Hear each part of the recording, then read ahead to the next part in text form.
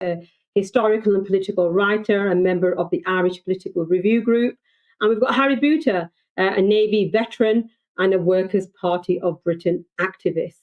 So what is it all about tonight? Now, Britain and Russia, formerly, of course, the Soviet Union, have a long history of military, political and ideological conflicts, spanning centuries, going back to the early 19th century, in what was known as the Anglo-Russian War. And whilst they were our allies in the Napoleonic War and the World War II, Britain also fought direct and proxy wars against Russia.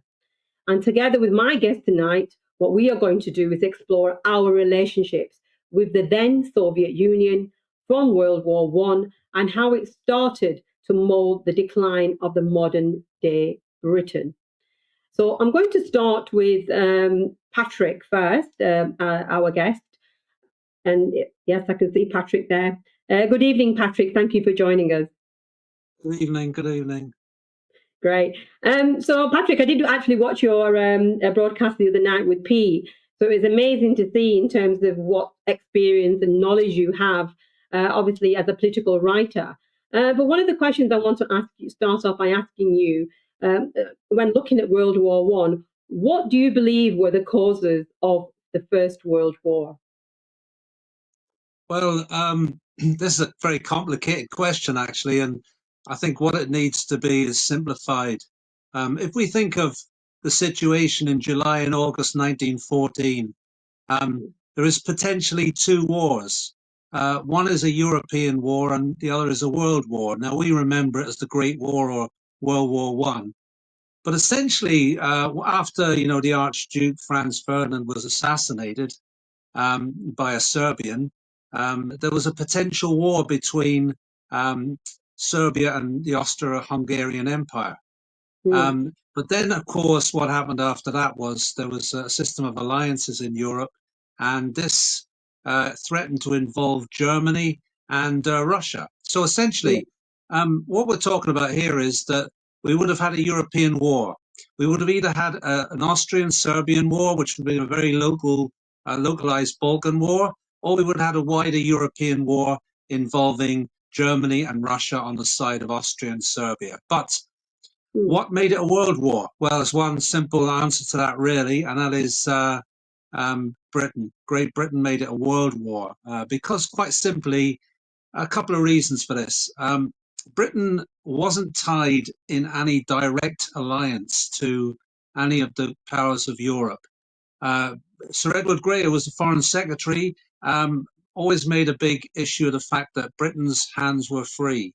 But when he made his historic speech, the famous "the lights are going out all around Europe" speech, he actually put a different complexion on it in the House of Commons, where he said that it was gentlemanly that Britain, it was part of its honour that it would honour its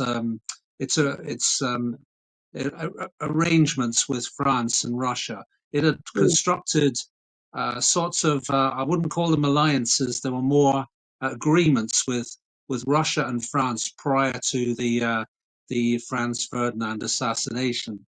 And these were activated. And Sir Edward Grey basically said that Britain would have no honour if it didn't fight on the side of France and Russia, because it had made arrangements or agreements with them in the previous years. Now, so what was the reason for the World War? So the reason for the World War was Britain's participation. It would have just been a European war without Great Britain. And why did Britain fight this war? It was basically a balance of power war on the old style, where Britain had traditionally a policy of intervening on the side of inferior states in Europe to prevent a power that it thought was going to have hegemony in Europe. In this case, it was Germany, and it was going to fight on the side of the weaker states and basically fund them and put a small expeditionary force into France and fight a war on the balance of power model. It was going to be traditionally a sea war. It was going to be mostly waged by the Royal Navy, but most of the fighting was going to be done by the French and the Russians, who had encircled, who could encircle Germany. And Germany was going to be cut down because Germany was seen as a commercial competitor, a dangerous commercial competitor. And Britain essentially wanted to cut Germany down. That was the real reason for the war. And that's why Britain joined the war. The problem was that once Britain had joined the war, two things went wrong. The first thing was that the Liberal Party was in power. So it turned it into a very moral war. In other words, it was a fight against evil to the death, the Kaiser to the absolute death. It was called Europe against the barbarians. And essentially, that meant that the war couldn't be stopped because when you're fighting a war against evil, just like the war against Russia at the present moment, you can't stop it because you cannot make a pact with the devil. You can't make an agreement with the devil. So essentially, this had the same character. This was the first modern war with this character. The second problem was that Britain didn't limit itself to a sea war and expeditionary force. It soon brought in conscription. It couldn't defeat Germany. Then it took on a war against the Ottoman Empire for imperial reasons. And essentially, then it got bogged down in Europe and it put more and more men into the fight. And this basically mobilized the entire British society and led to the disaster that it became. And then the other point of it is it became such a wide-ranging war that it brought in all parts of the British Empire and brought in regions of the world that had nothing to do with the European conflict, like the Middle East, like Palestine, like Iraq, all these areas. And that's why it became a catastrophe. So in a short answer, really, it was Britain that was responsible for the First World War, the Great War. It had been a European war. It could have been limited to a European war, but it was decided to intervene and make it into a world war. How do you think was our relationship with Russia during it, during this war? Okay, so I mean, what happened was Russia had traditionally been the enemy of Britain now all the way through the 19th century. In fact, if you look at a certain pattern with British and Russian relations, you find a very simple thing. From around about 1825 to about 2025, Britain has always been an opponent of Russia, except for two occasions. And those two occasions is when it needed Russian help to defeat Germany. So the entire 200 years is actually Russia is Britain's natural opponent in the world. There was two occasions that that Russia became allies with Britain, and those were in 1914, 1819, and 1939-45. So essentially, what happened in the 19th century? Britain was firstly waged a war, the Crimea War, in the mid-19th century, which basically tried to prevent the Russians keeping Sevastopol, the Crimea. So very much Britain's interest in the Black Sea went back all the way to that time, and it was very interested in stopping the Russian Navy, establishing bases in that area and getting out through the straits at Istanbul, or Constantinople as it was known in the West at that point. So you had the Crimea War. The second thing is you had what was known as the Great Game. The Great Game was the rivalry between Russia, the Asiatic continental power, and Britain, the maritime power. And that rivalry was essentially in Asia, in Eurasia. And it was fundamentally connected to the British Indian Empire because the British wanted to defend India against any Russian encroachments in the area. So this went on for nearly the whole 19th century. Rudyard Kipling wrote about it, The Great Game, and he said the Great Game would be over when everybody was dead. Now, what Rudyard Kipling meant by that was that the British-Russian rivalry would never end until everybody was dead. So that meant he thought it was a permanent feature of geopolitics. Yeah, it's anyway, actually, the historical aspect of it, the complexities, and how the rivalries wasn't just a one episode; it's an actual continuous relationship. It was basically maritime Britain against continental Russia. The Mackinder's heartland theory came in later on. But moving up to that, Britain was very anti-Russian. There was a famous song which was called, the Russians shall not have Constantinople. It was a famous music hall song around about the early years of the 20th century. and it has the line in it, "By Jingo," right? And that's where the word jingoism comes from. It comes from that word, that song, that music hall song. But in 1907, Edward Grey, leading us back to the First World War, made an alliance with the Tsar, and essentially mm, that was to borrow the Russian steamroller, the massive Russian army that could move from the east against Germany, while the French moved from the west, and the British blockaded the Germany and essentially starved it of supplies. And the idea was to cut Germany down. So it was mm, essentially this is how Britain and Russia got together, so to speak. But the big mm, problem for Russia was that essentially Britain paid Russia to fight this war. As it usually did with balance of power wars. But once Russia was involved in the war, it actually the Tsar led Russia to destruction. There was an advisor called Dernova who wrote a famous memorandum, or an infamous memorandum, around about 1906. And he warned the Tsar, don't get involved with the British, because mm, basically they're going to try and tie you into Europe, and essentially, we'll be destroyed by this. Once we take on the German army, it's a very fierce army. They're a very militaristic power. We're going to end up getting defeated, and you'll lose your throne, he said to the Tsar. And the Tsar dismissed this, but actually this proved to be the truth. And the Russians were actually destroyed. And when we look at this, when we bring it up to the Bolshevik situation, the Tsar was obviously overthrown. And then we have Kerensky.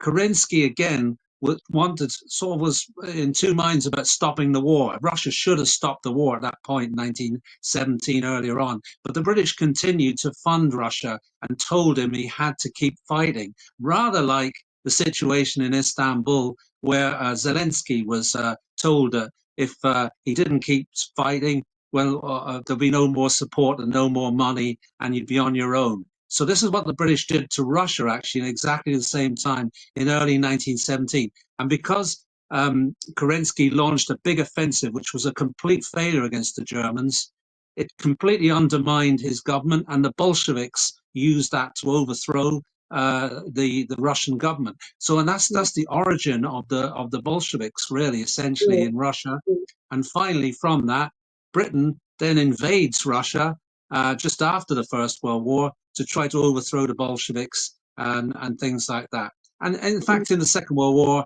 there was a similar plan from Winston Churchill to try to wage war with the remnants of the Nazi German army against Russia right in mm. 1945. And it was only shot down by President Roosevelt, who had big problems with actually fighting the Allied defeated Nazi Germany. But Churchill wanted to do this. So Britain always changes back very quickly to an anti-Russian perspective, even when it's just fought Germany. Yeah, I mean, it's absolutely fascinating if you look at the sort of historical analysis of it, and people's the political leaders of the time and their sort of take on it. But let's move on to present day. Do you think that the First World War was a catalyst for today's world conflict? And if so, why do you think it is? Well, I mean, the Great War had really it's made the modern world essentially. You know what? Mm, 1914 is a turning point in world history. And if we look at world conflicts, I mean, the obvious ones are Palestine, um, um, Iraq. These are the two obvious ones where you get this sort of situation. Because in Palestine, for instance, the British used an Arab revolt to fight against the Ottomans. And they promised the Arabs this whole territory, Arabia, a very large Arabian state, a very big Arab state, and mm, then they double crossed them. They double crossed them mm, by bringing the Balfour Declaration in 1917 and promising the absolutely. same land to the Jews as a Jewish homeland. They also maneuvered the French out of the area because originally they promised the French Syria and Palestine as part of the Sykes-Picot agreement. So the British did a triple cross. They not only did they promise the French the Palestine area, Syria area, but also the Arabs and the Jews as well. And in fact, the British didn't own the territory at all. It was the territory of the Ottomans. So This whole thing was bizarre. The other thing was Iraq. Iraq was another example of this, where the British invaded Iraq on the first day of the war against the Ottomans. Surprisingly, the British Expeditionary Force from India was landed within 24 hours in Basra, after the war was declared on the Ottomans. So, and they started springing up towards Baghdad. And after a big reverse at Kut in 1916, where the British suffered their biggest defeat in history prior to the Singapore disaster in 1942. They conquered Mesopotamia, or Iraq as they called it. They cobbled together the different vilayets of the Ottoman Empire. But that was also a disaster, because essentially what happened is they constructed a state with three different groups, like the Shia, the Sunni, and the Kurds, and it was a very unstable state. And also they undermined it straight away by kidnapping the. They after the war they set up elections because they wanted to sort of like put a democratic veneer in about because imperialism had been undermined by the U.S. entry into the war. So they took a mandate for Iraq, but then they didn't want to outrightly imperialistically govern it. So they set up a type of vote, but they kidnapped the main Percy Cox. So Percy Cox kidnapped the main. I think it's Syed Talib. Yeah, they kidnapped him, and they put their own candidate in. And then there was an insurrection in Iraq, and the British used bombers to suppress the insurrection. So this was a portent of things to come. And it also meant that the British didn't govern Iraq in the same way as they governed the Indian Empire. They governed it by air control, which is what the US did in situations. So these two big regions were made, and quite a lot of the other areas of the world were actually influenced by the First World War. So it had massive implications on the world. At this point, I do want to bring in Harry. I mean, Harry's actually a Navy veteran and a political activist for the Workers' Party. Harry, I think you may be on mute, so if you can just unmute yourself. Excellent, he can hear me. Harry, I want to bring in you from your perspective and look at Britain's attitude towards Russia. Have you got? You've just heard Patrick talk about the complexities, the historical complexities, some of the things that were sort of foreseen, some of the things that were mentioned by leaders at the time, and how religion, state, power, all these things came to play in the conflicts that we talked about, in particular World War I. Have you got anything to add to that? Do you think there's anything else that could be added to that when we look at the historical context? Shanaz, thank you very much for that, and Patrick, good to hear your perspective on these things. Very enlightening, lots of them. There's one thing that I'd like to have this opportunity to bring up, or maybe that it could answer the question about the World War. Why was World War then become First World War became World War? And could it be?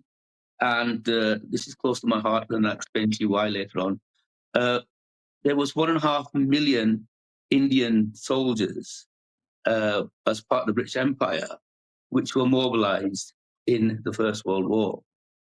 And then there was a huge input from that continent to the First World effort as part of Britain's soldiers.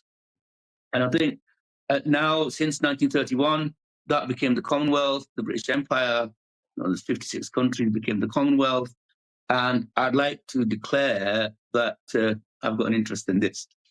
Bradford is the first city in the UK, which is last year, we've had the first Commonwealth War Memorial installed here by the Cenotaph as a monument to the soldiers that lost their lives from the Indian continent and from the Commonwealth during First and Second World Wars.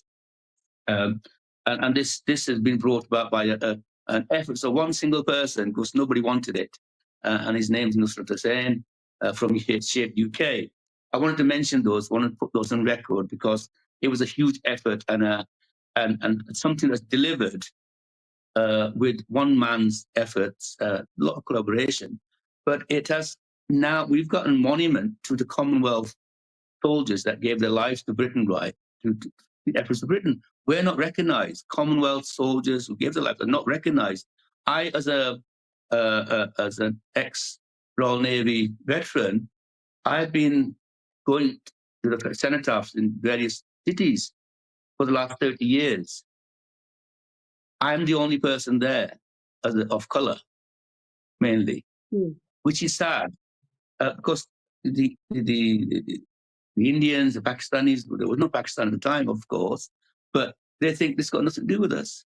And we wanted to bring that up as well, highlight this to them. I think you're absolutely right, Harry, and I know you feel very passionately passionate about this. And I think it would warrant a whole program just on this, and then I think it's something that we should. So I just wanted to say why the big concept of how it became the World War probably is because of the involvement of the British Empire, the soldiers of the Empire coming in from different countries, and it involved them rather than just the regional European countries.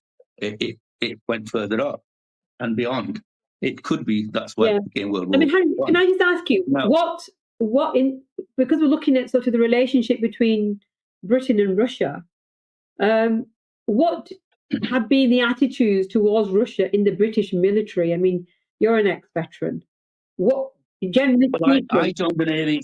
I joined the Navy back in 1973 until 1996, and those periods, especially from 1973 to 1985, were the height of the Cold War. It was the peak of Cold War, and then 1985 to 1991 became the post-Cold War period where we started to draw back a little bit and became a bit more friendly. Did you yourself, Harry, if I can ask, did you yourself have any dealings with Russia on active doing that? We did, because we have to. I was involved in many patrols up at the North Atlantic, because that's where we always send our submarines. They still do. We still have patrols out there regularly up in the North Atlantic, but not on the same level as we used to do when I joined the Navy up to 1996 when I left. But up to that period, 1985, it was an active, no trust whatsoever. You know, the Russians USSR had the submarine threats that we always used to monitor. All the shipping lanes we used to monitor up the North Atlantic.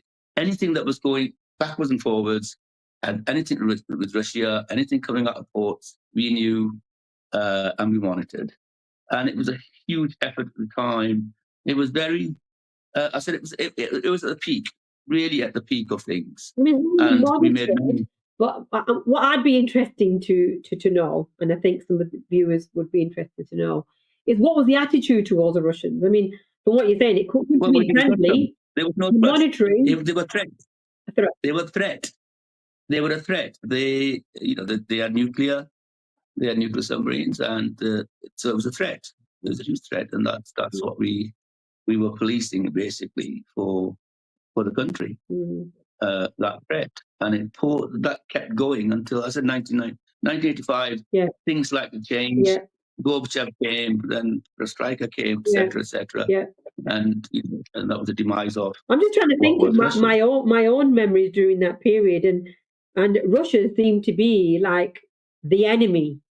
It seemed to be that Russia was this force that had to be dealt with. I mean, growing up in the schools and colleges, it was like, I think Patrick perhaps used that word earlier on, that there was, you had the enemy, you had allies, and then you had the enemy. As a military person, were the sentiments that strong, or was it just seen as, you dealt with, I don't know, a force or something? I posted something on Twitter a couple of days ago. I was listening to Radio 4 PM program, and I think the head of NATO was on it, or he made a statement that Britain should increase our defense spending to 5% GDP and prepare for war with Russia. Mm. And I think I put on Twitter saying, on X, that if you prepare for war, you will get war. Right? Mm. That's basically it. That's what you're doing. Mm. And why is Russia? Russia hasn't been proactive in I don't know, Patrick might correct me, but Russia has so far been defensive in everything it does. What it's done is it's sent a message saying, NATO, your expansionist agenda, we do not like. You told us you won't expand, yet you are doing it. Mm. And I think in response to that, they started what they've done. Am I right in saying that, Patrick? Well, you're definitely right there. Yeah, I would say that generally, Russia are, operating from a defensive posture. And what you said, Harry, as well there was true, was that if you make plans for war, you prepare for Yeah, war, you're going to that's get it, it. because that's exactly what happened in the First World War. Sir Henry Mm. Wilson, the chief of the British Army at the time, he made plans with the French over a period of about 7 or 8 years prior to the First World War to land the Mm. British Expeditionary Force on the left of the French line. And that came about because Mm. he'd planned it. So, Yeah. if it had never been planned, Britain wouldn't have intervened in the First World War. Well, they say, Yeah. don't they? I Don't wish for something because you might just get it. So it's a case of Absolutely. what they I don't. wished for. I just want to move the conversation slightly forward.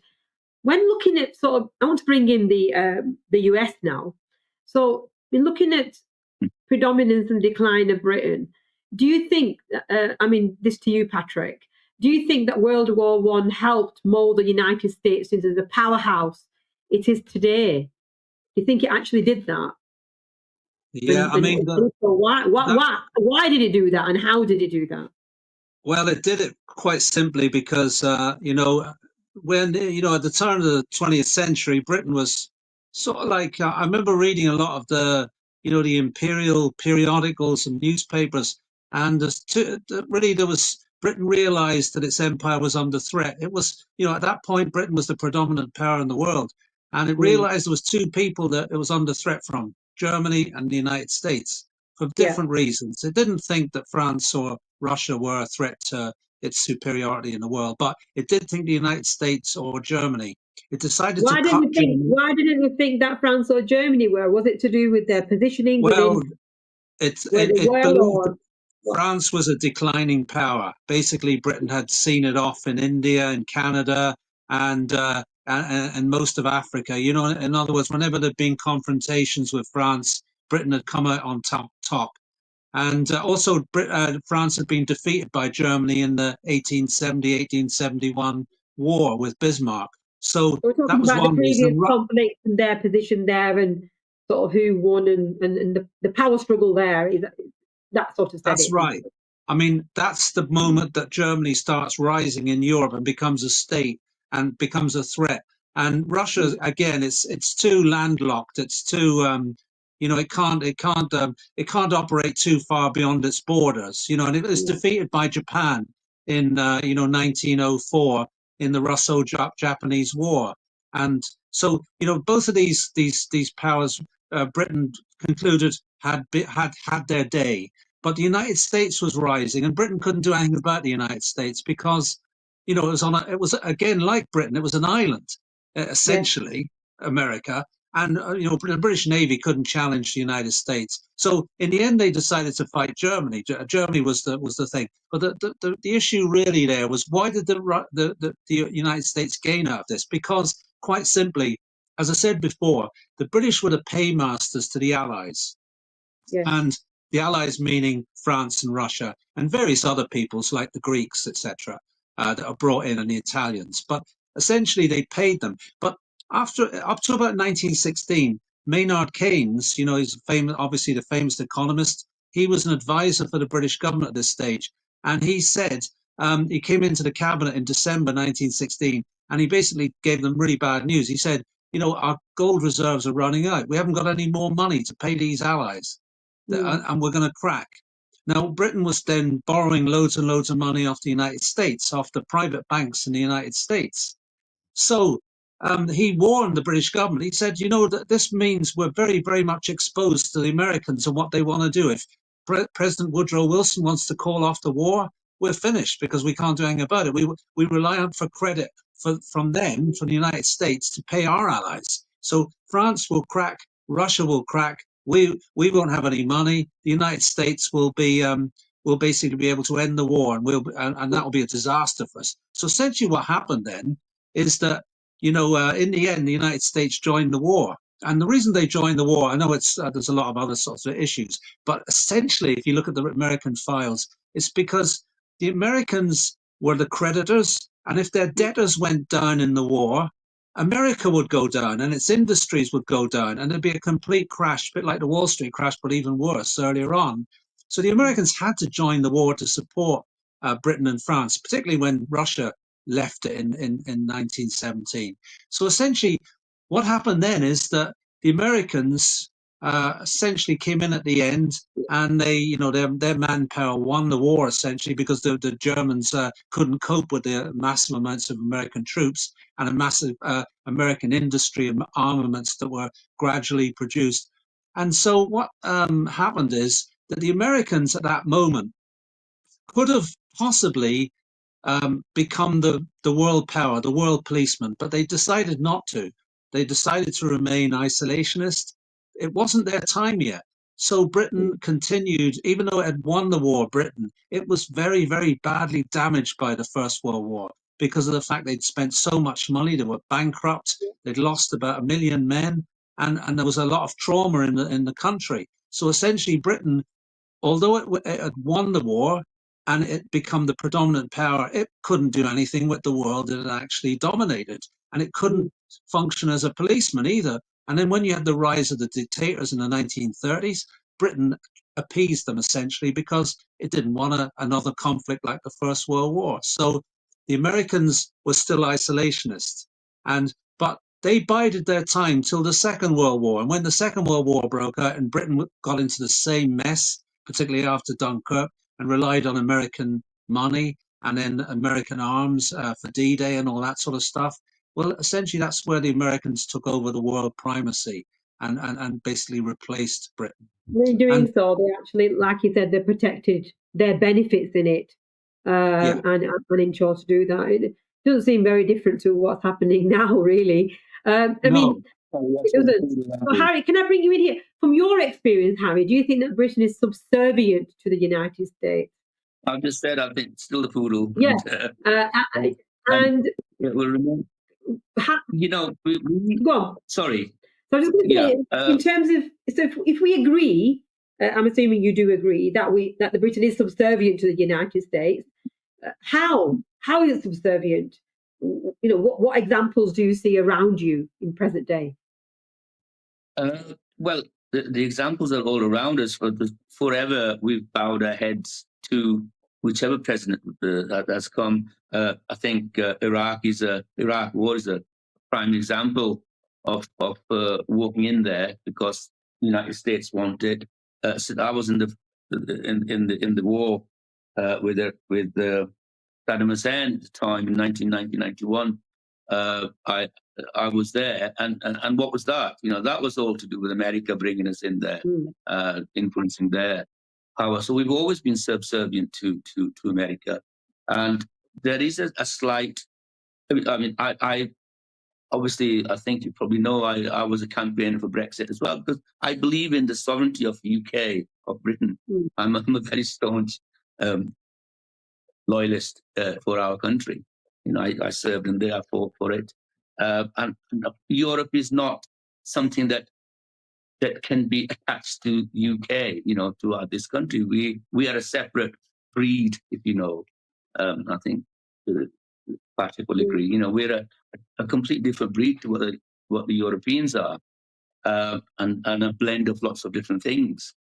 And so, and then I campaigned to come out of Europe for this nation to stand on its head. And I think we've just seen with a slight breakaway from the Americans with the declaration of having sanctions against a couple of the Israeli ministers. by the Prime Minister. So that's been a first kind of a break that I've seen where they've held our heads up and saying, okay, enough is enough, realizing that there is a genocide going out there. I'm not sure if I would agree with you, that Harry. That's my own personal perspective. I'm not sure if they've actually raised their heads or there's any inclination of raising their heads. I mean, I'm not sure if I would agree with you on that. But I just want to bring Patrick in here. We've talked about the relationship, but I want to actually try and home in and open this debate a little bit more. What have been the economic and industrial costs on Britain since World War One? What do you think they have been? People talk about relationships. They talk about maybe that there is an element of a superiority complex or subserviency there going on. But economically and the industrial costs, what examples do you think that we have seen since World War One? Well, I think, the loans that Britain took from the American banks, the Americans insisted on these being paid back. The British at the end of the First World War proposed that there'd be a sort of an indemnity and that all loans would be cancelled. And of course, that would have been at the end of the war. You mean like a pre-break? At the end of the war, yeah. Yeah. So in other words, like, the French would not pay the British what they owed them. The Russians would not pay, if they could get the money off the Bolsheviks, of course, would not pay Britain what they owed them, and the British wouldn't pay the Americans. So it would all be, now, of course, that would have suited Britain great, but the Americans insisted on getting their money. It was very unusual because I remember reading a book lately, I think it was Adam Tooze's book, After the Deluge. It was a very interesting bit in that, but I hadn't really noticed this in history, but every time Britain ever paid allies in the past, it had given them money. It hadn't loaned them money. It had actually given them the money to fight war. And it also had reasoned this on the basis that it was well worth giving your allies money because it was saving you men yourself and devastation of your industries and stuff like that. So, but what the Americans did differently in the First World War is they didn't give Britain money. They loaned the money and they insisted on it being paid back. And this is the thing that really strangled Britain because it took nearly 100, I think it was 90 years for Britain to pay back the loans of the First World War and the Second World War that were added on top of it. There's a very interesting... Has that been cleared in terms of the loan? I think around about 1996 or 2003 or something, it was cleared. But the funny thing is, what some people don't realize about the First World War? They think that the Americans were the allies of Britain. And the Americans insisted that the British never used that word ally because the Americans were not an ally of Britain in the First World War. They were an associate. The bankers, Patrick. It sounds like the financiers and the bankers as opposed to allies. Indeed. They insisted on being called an associated power. And that was a very important description because it meant that actually America was loaning Britain money and they wanted it back, every last cent of it, every last pound of it. That's the thing that strangled Britain over the next 50, 60 years because they were paying this money back. And their gold reserves were completely, all the gold reserves that Britain had accumulated in the construction of the empire in the last 200 years before the First World War, about 80% of them disappeared to America. So you can imagine the state that Britain was in 1918-19. That's why it had to withdraw from places like Baku, which it occupied, and all the Caucasus. It couldn't afford to stay there. And that's why it had to police Iraq on the cheap. That's why it started running out. Its rule in India started getting undermined. All these things were undermined by its lack of financial sort of like resources, which its treasure, its blood and treasure had been shed in the First World War. And the Americans availed of this, and that's how they became the predominant power in the world. Well, it makes sense, doesn't it, if you look at the sort of imbalance of power between two, say, countries. If one is actually lending you money and wanting it back and the other one having to pay it back, no wonder we've seen several governments like to keep them sweet, if I can use that word. That's the way to enslave anybody, isn't it? It's through death. Absolutely, absolutely. Now, Harry, let's talk about a little bit about the armed forces and looking at your career and what you've witnessed. Have you witnessed the demise in the British Armed Forces since the start of your career in it?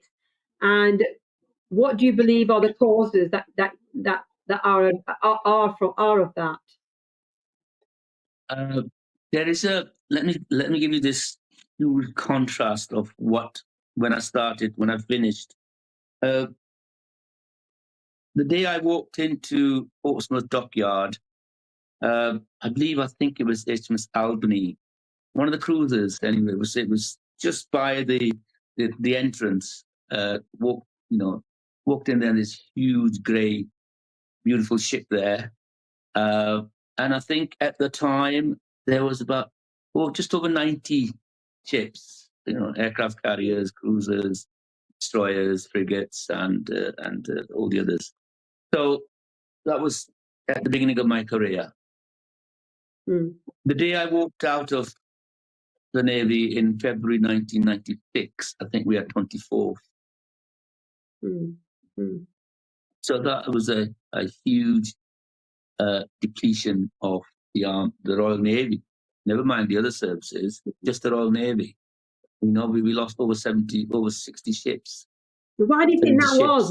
In my 23 years of career. What do you think is the cause of that? Was it because they're paying all the money back and haven't got any money to build the ships and keep the people? I remember this vividly. Is that back in about 1992, 93, I was serving on a frigate. I won't name it. I was serving on a frigate, and would you believe we used to get fuel rationing? We used to get fuel rationing. We had to plan where we were going to go and how much fuel it's going to. And we used to conserve fuel so that when we're coming back home, we're kind of a quick dash home quickly, right?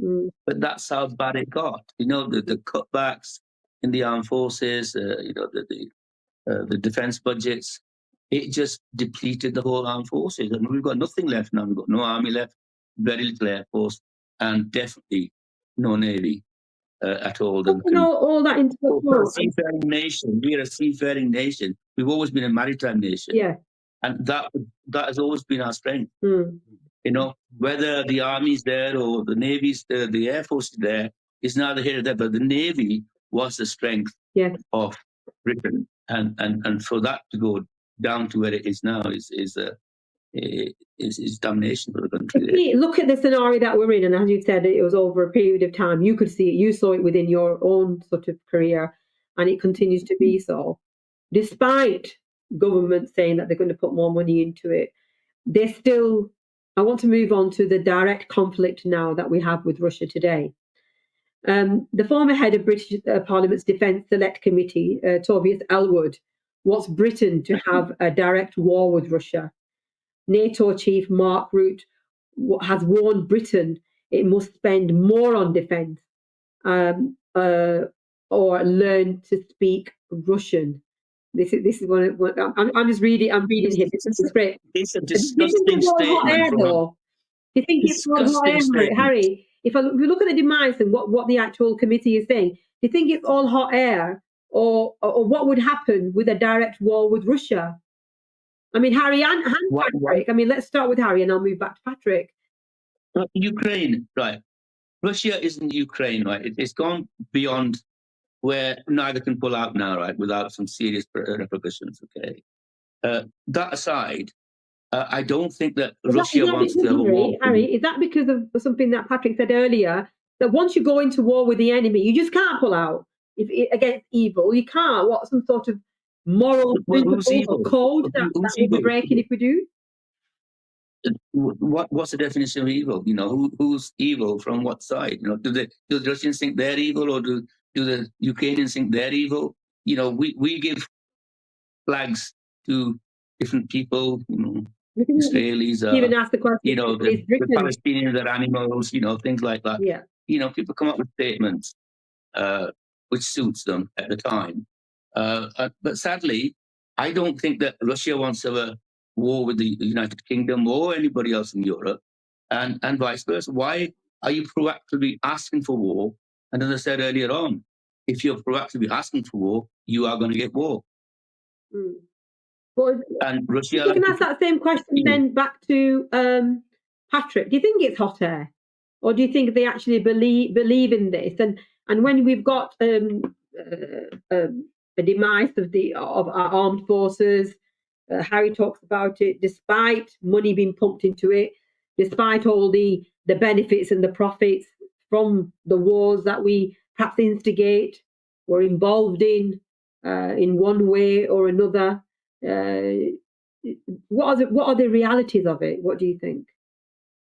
Well, I think we have to look at it from two sort of different angles. I mean, we look at it from the reality. This whole program has been describing the reality of the decline of British power. And as Harry said, Britain was traditionally a maritime power.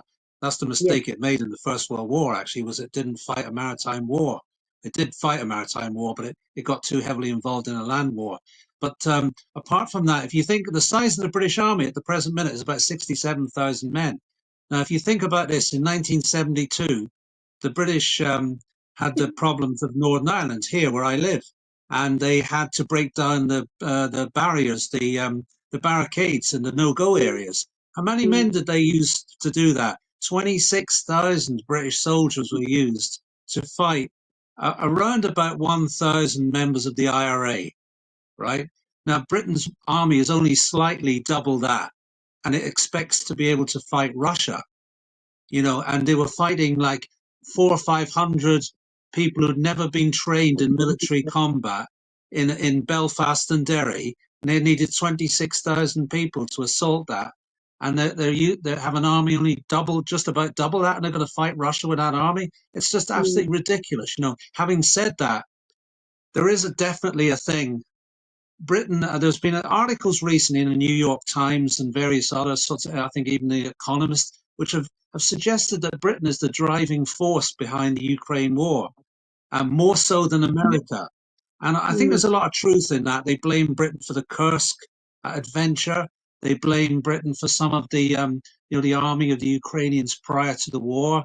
And various other sorts of sinister sort of things where they were sort of provoking the Ukrainians, and obviously Boris Johnson has this role in Istanbul where he comes in and he suddenly collapses the talks and says to Zelensky, if you sign up this peace deal at this particular moment, you're on your own with the Russians, and you know what Putin's going to do if there won't be any backing from us or the Americans. So, what he did is he made the Ukrainians keep fighting. And look whether it's got the Ukrainians now. They've lost more territory. They've lost hundreds of thousands of men. And they would have had a much better deal at Istanbul or even before the war. So Britain's had a very sinister role in all this.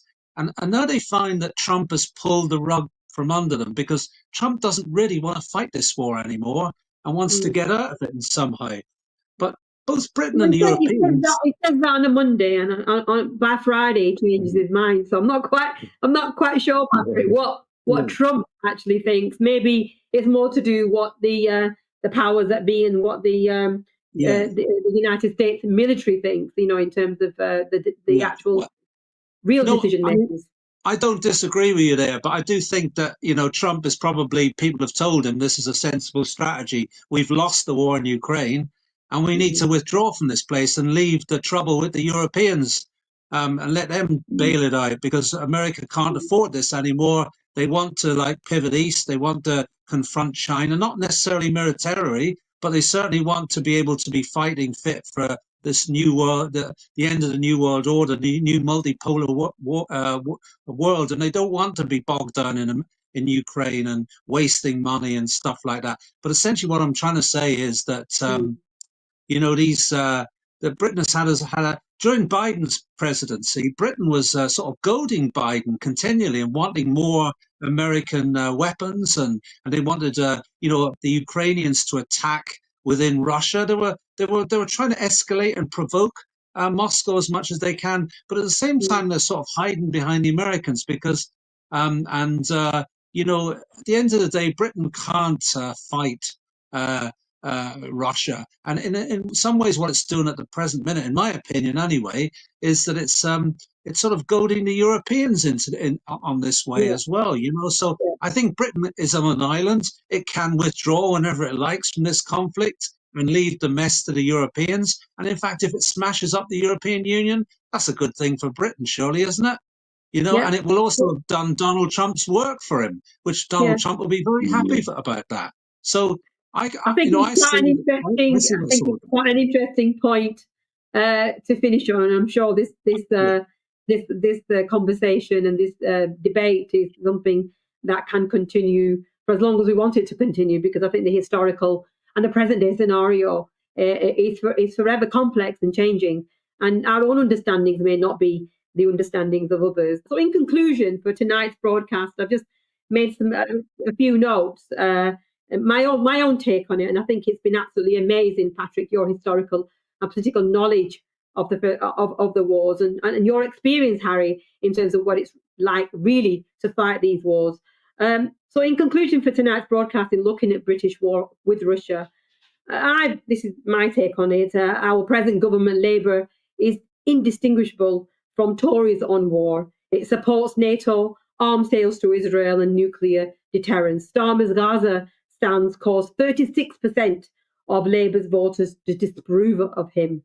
The Workers' Party of Britain is, we believe, as the true anti-imperialist alternative and unites socialists and unions, and we give an example of ASLEF, and anti-war independence. And I think as a key message, one of the things that has come out from the conversations that we've just had, and this just from the brief conversation that we've had, lots of things I think there have been discussed, and I think anybody who wants to go into the real historical analysis of what happened in those wars, I think you need to look into it further. And I'm sure some of the narratives that you have written, some of the and explored, Patrick, it's something I think many of us should actually go and to read. I think the key message for us is that Britain's wars, past and present, only serve the elite, not workers. From the colonies to Gaza, blood is spilled for profit, and we've mentioned profit in very numerous ways tonight, while our communities starve. And it's not just the communities. In fact, Harry, you mentioned the fact in terms of the actual the personnel, those people, those soldiers, those military personnel themselves that have suffered and will continue to do so. I believe that the Workers' Party demands peace, and it's actually very simple what we demand. And I put this to the audience, and I think it's something that can be a continued conversation that we should be having in our different rooms, our meeting rooms, and our homes. It's quite simple. We need to exit NATO. We need to prosecute war criminals, and we need to fund our homes, not bombs. Labour's complicity makes it the enemy. We've used the word enemy, we've used the word evil tonight. And I believe, and I'm sure we as Workers' Party of Britain activists, loyalists, believe that we are the resistance. So from me, thank you to our guests, Patrick and Harry, and good night. And I hope we all meet very soon again on this broadcast, No2Nato. Good night from Shanaz, Saddique, your host.